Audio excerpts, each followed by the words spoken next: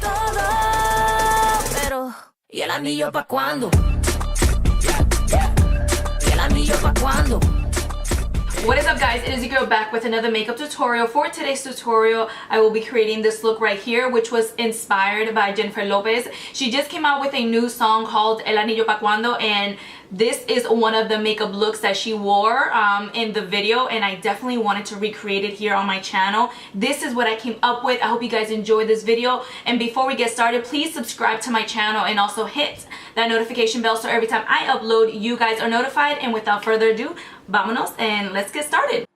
To prep and prime the face, I'm taking the MAC Prep and Prime, and this is what's going to make our makeup look flawless. Now, I am going to use this concealer as the base for the eyeshadow, and this is the Tarte Shape Tape, and I am blending that out with a flat brush.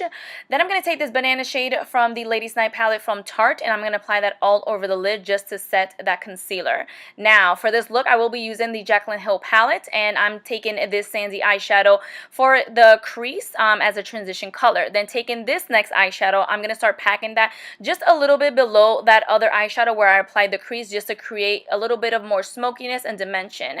Talking about dimension, we're going to take this eyeshadow right here, and I'm just saying this because I don't know the names of these eyeshadow.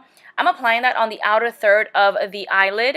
This is what's going to create more of like that smoky look, and I'm just packing that back and forth, and then whatever's left on that brush, I like to go ahead and bring it right onto the crease, as you see right here, and I'm literally using the same exact brush for all of this.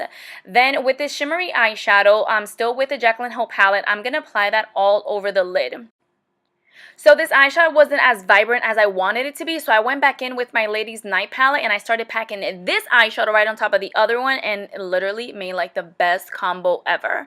And I went back in with the Jaclyn Hill palette, taking this beautiful cranberry brownish eyeshadow, and I started packing that on the outer third just because I wanted it to be more deep, more cranberry, more smoky, and it did the job. Going back into the face, I'm going to prime the face with the Too Faced Hangover RX primer. This primer is so good for hydrating the face. It's also really good for making your foundation last a long time.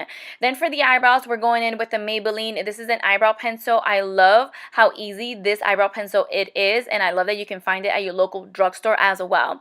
Then I do want to color correct with this NYX color correcting in the shade Light Pale, I think it is. And I'm just buffing that right on the under eyes with this Anastasia Beverly Hills blending brush.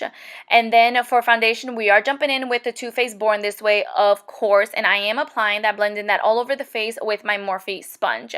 For the concealer, we're going in with the Tarte Shape Tape. I mean, like, hello, for real, let's be serious. We know we were gonna go in with that. And what I like to do to make sure that that concealer gives me more of a full coverage, I like to blend that at the end. So I blend my whole entire face, and then I go back in with the eye portion and I blend that just to create more of like a full coverage on my under eye. To set that concealer, going in with the Airspun Loose powder, and I'm kind of doing like the bacon method, but not really. I'm pressing that, but also just leaving a little bit of residue on the under eye.